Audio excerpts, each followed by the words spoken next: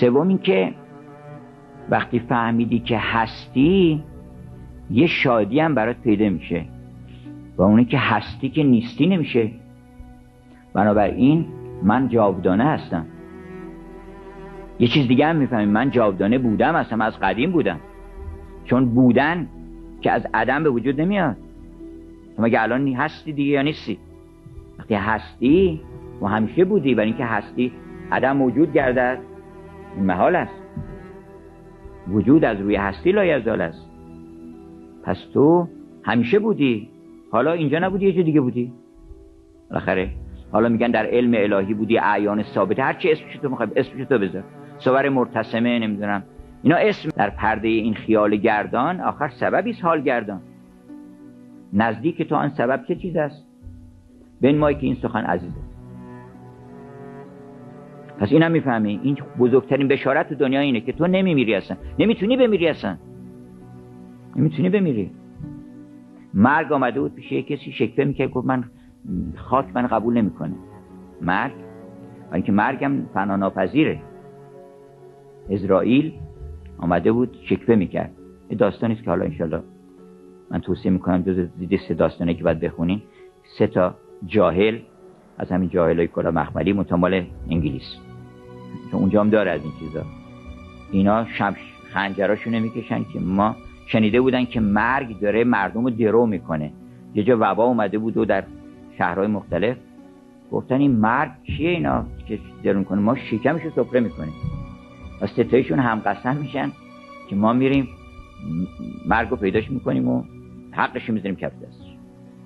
داستانشو میگم بعدن که کجا بریم بخونیم.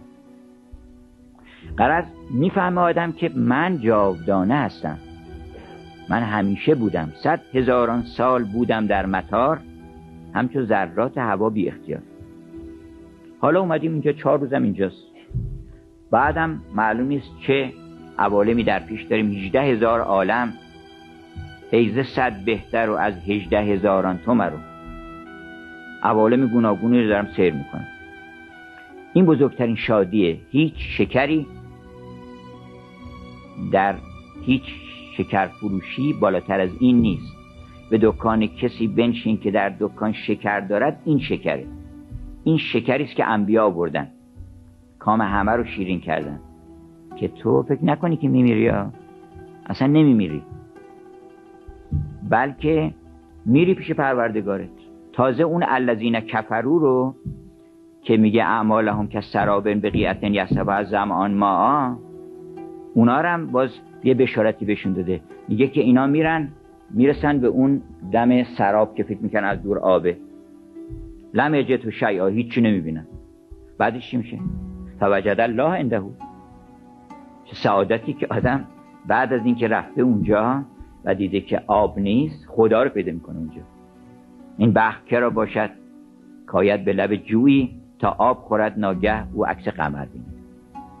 بیاد یه مرتبه فوجد الله. چه سعادتی بالاتر از این که آدم خدا رو پیدا کنه.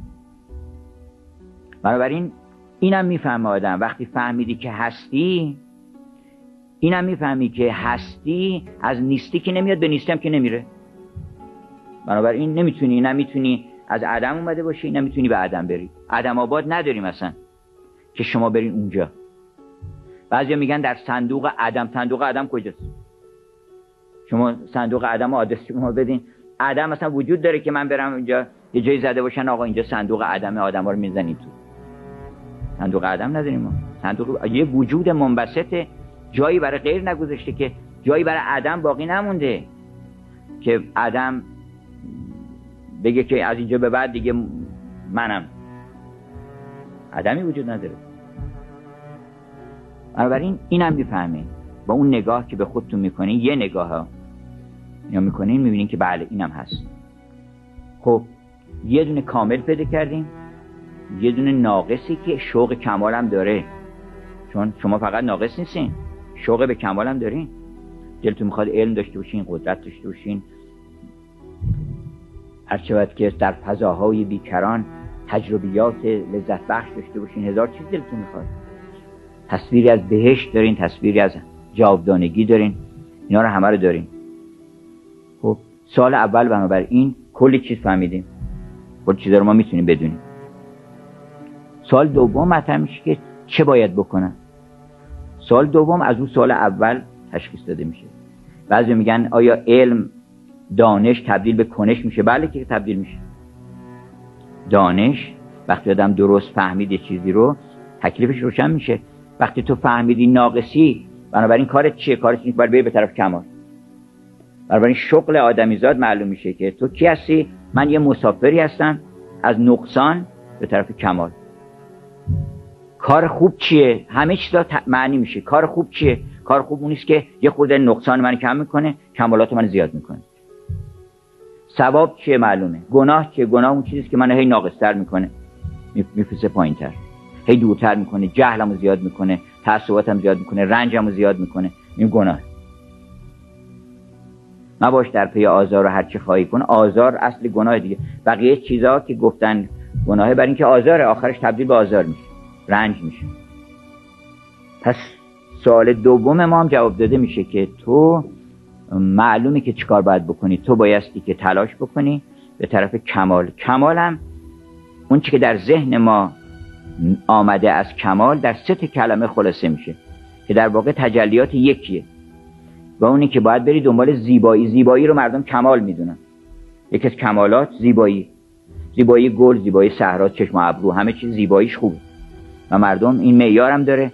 مردم تشخیص میدن، دلشون میخواد، هر کسی دلش میخواد زیباتر باشه، تلاش میکنن. ما یه چهره، یک چیزی از زیبایی تو ذهن ما هست. معلوم میشه که ما از ازلی که آمدیم اینجا و از اون عوالمی که اومدیم دست خالی نیومدیم. ما خاطراتی داریم و اون خاطرات لحظه به لحظه ما رو هدایت میکنه که آره این خوبه، اون خوبه، این خوبه، لبخند خوبه، اخم خوب نیست. اینا رو میفهمه، همه آدما میفهمن. پس تکلیف آدم روشن میشه که تو باید به طرف کمال بری. اولین کمال چی؟ زیبایی. برو دنبال زیبایی. زیبایی ظاهر مهمه، زیبایی باطن مهمه، زیبایی راه رفتن مهمه، زیبایی حرف زدن مهمه، همه زیبایی‌ها مهمه. آدم باید زیبا باشه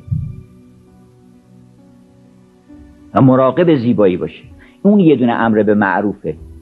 معروف چه؟ معروف نیست که همه میشناسن و اون زیباییه. زیبا باش. اگر هم یه دونه رو رعایت بکنی یه کار بعد میتونی بکنی. زیبا باش. ما خودت میدونی که زیبایی چیه. اگر نمیدونی آینه بگیر. آینه دل نیست الا روی یار. نگاه کن، اون نگاه کن، اون نگاه کن، میفهمی که این خوب نیست. دوم دانایی، اونم کماله. آدم دلش میخواد بدونه. علم بهتر جهله. یستوی الذین یعلمون و الذین لا یعلمون. پس علمم خیلی چیز خوبیه که آدم بدونه. بنابراین تکلیف شما روشن میشه. من باید کتاب بخونم. اون وقت مشخص میشه که کتاب کی بخونم. کتاب عالم باید بخونم، نه هر جاهلی که میاد کتاب می‌نویسه. اینقدر کتابای مهمل می‌نویسن در دنیا که یک پول سیاه نمیارزه. من میتونم اسم 1000 جلد کتاب ببرم، کتابای بعدی هم نباشه، ولی شما بخونی هیچ سوادی پیدا نمی‌کنی. اما 2 تا 3 تا کتاب هست که آدم بخونه عالم میشه. مرحوم پدرم میگفتن آدمی که زیاد کتاب بخونن آخرش بی سواد میشه. سوم نیکویی. چقدر خوبه یک کسی در حق آدم محبت بکنه. آدم گیر کرده، یکی بیاد بگه آقا کاری داری من برات انجام بدم، من میتونم کمکت بکنم. اینا چقدر این خوبه. واسه این کار خوبه دیگه، این جزء کمالاته. پس اینم بذاریم جلومون. این 3 تایی که میفهمیم که اینا کمال اینه، ما هم نقصان داریم. این 3 تا تکلیف ما رو روشن میکنه. برای این دوستاتون معلوم میشن کی هستن. دوستاتون کسانی هستن که یک از این کمالاتو دارن. یعنی یا بریم پیش یه نفر که موسیقی میدونه، هنری داره، کم زیبایی از زیبایی شما رو خبر بکنه، یا برید یه جایی که به علم و معرفت و دانشی برسیم، یا یه کار خوب بکنید، در یه فضایی قرار بگیرین که درد یه دلی رو کم بکنید، یه مسکینی رو به یه شادی برسونید و به احسانی آسوده کردن دلی به از 1000 رکعت به هر منزلی. پس تکلیف ما روشن میشه که ما مسافری هستیم به سوی دانایی، به سوی زیبایی و به سوی نیکویی. اینم سوال دوم و جوابش. سومی که به چه امیدوار باشم، یعنی بالاخره کجا داری میری، آخرش چی میشه. امید من در عالم چیه؟ امیدت اینه که و من یعمل مثقال ذره خیرا یره و من یعمل مثقال ذره شرا یره. تو اگر به طرف دانایی بری که به بغداد نمیرسی، که به دانایی میرسی. این راه که تو میروی به ترکستان است، این به ترکستان میرسه، به مکه نمیرسه. اگر به سمت زیبایی رفتی، یواش یواش من جاهد فینا لنهدینهم سبلنا، اگه تو طرف ما اومدی که نمیرسی، از سر شیطون در نمیاری، که حتما میرسی به ما.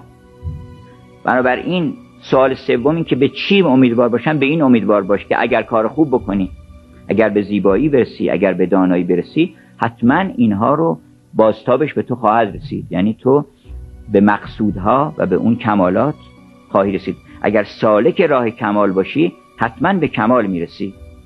اگر سالک راه نیکویی باشی، حتما به نیکویی میرسی. اگر مهاجرن الی الله هستی، اون ستا در واقع خلاصه میشه در الله. یعنی آدم از سرچشمه های سرشار هنر میگیره، از سرچشمه های سرشار علم میگیره. هر نقاشی به در نخوری رو توجه نمیکنه. نقاشی خوب نیست که آدم بعدش خوبتر میشه. هر وقت رفتی یه نمایشگاهی، بعد که اومدی بیرون گفتی حالا من چیکار باید بکنم؟ به کار تازه میخوام بکنم دیگه. بعد میفهمم که یه کارهای اندیشه‌های تازه در سرم پیدا. این بدون نقاشی خوبی. کتابی که آدم میخونه باید بهتر بشه، شادتر بشه. بهتر شدن یعنی شادتر بشه، خوشخلقتر بشه، مهربونتر بشه، به طرف خوبی و اینا حرکت بکنه. پس اگر که این کتاب این کارو نمیکنه، آدم افسرده و ملول میشه. مینویسه پشت کتابش که در زندگی رنج هایی هست که انسانو مثل خوره میخوره و میترشه. خب من بلدم، همه مردم میدونن که قصه هست. تو دوا چی بردی؟ دوام که نداری. چرا من بیام کتاب وقتمو صرف تو بکنم که خودت نمیدونی چه غلطی میخوای بکنی تو دنیا؟ بنابراین تکلیف ما با این 3 سوال روشن میشه، تمام زندگیمون هم روشن میشه. یعنی معماری شهرمون روشن میشه. معماری رو برای آدمیزادی که مهاجر الی الله درست میکنن. قدیم خونه یک شخصیت اجتماعی و فردی و هنری داشت. یک خانه اولا یک بود. یک یعنی کمپوزیسیونی است که ترکیب میشه از یک. ما آدمیزادیم که یک نگاهی به خودتون بکنه هضم میکنه آدم. این دست آدمیزاد از اینجا که مثلا اینجا 1000 اطوار داره. کسی نقاش باشه میفهمه. 1000 تا اطوار داره که این یه خورده اینجا منحنی داره، بعد این ورش منحنی دیگه داره، یه نسبتی این با این داره، نسبتی این با این داره، نسبتی این با این داره. نسبت‌های انقدر تناسبات و ابعاد فاضله هست که توی انگشت آدمیزاد حیرت انگیز زیبایی هاست. اما آدمی که به سرچشمه لذت رسید، مهاجر الی الله، اینقدر لذت رسید چیکار بکنه؟ علت این که مهربان میشه و خوشخلق میشه برای که لذت داره میبره. شما وقتی پر از لذت میشین فکر کنید یه خودشم بدم به این. ولی آدم وقتی خلقش تنگ میشه، خودش 1000 قصه داره، یکم یه حرفی بزنه 2 تا میزنه تو گوش. اگه نگه 2 تا حرف ناصواب بهش میزنه. اینی که اصلا لذت ها در این راهه. این راه انبیاست که شما انا لله و انا الیه راجعون. این مبدأته، اینم منتهاته. وسط راه هم مهاجرن الی الله. یک اعظکم به واحده، یه نصیحت فقط من بهتون میکنم، قیام کنید، راهتون میدونید. انا هدیناه السبیل. من تو دلت نشون دادم که تو دلت اینا هست که من باید سالک الی الله باشم، من باید که سالک به طرف کمال باشم. بنابراین فاین تذهبون، کجا داری میری؟ بنابراین راه برو ببین چه لذت ها و چه نقش ها میبینی. 1000 نقش ها بینی، خلاف رومی و چینی. اگر با دوست بنشینی ز دنیا و آخرت غافل. دل سالم ما، دل هوشیار ما، اگه این غافله، اگه این خوابه، اون بیداره. اون دل ما اگر که اینجا یه گیری پیدا کردین، اون گیرتون برطرف میکنه. اونها اومدن که شما رو با خبر بکنن از خودتون، که در درون خودتون نگاه بکنید و ببینید پروردگارتون رو و شوق به پروردگارتون رو و بعد هم حرکت بکنید. انرژی هم بهتون دادم. اینک فرس، قول مولانا، و اینک نگار. این اسب، اینم معشوق.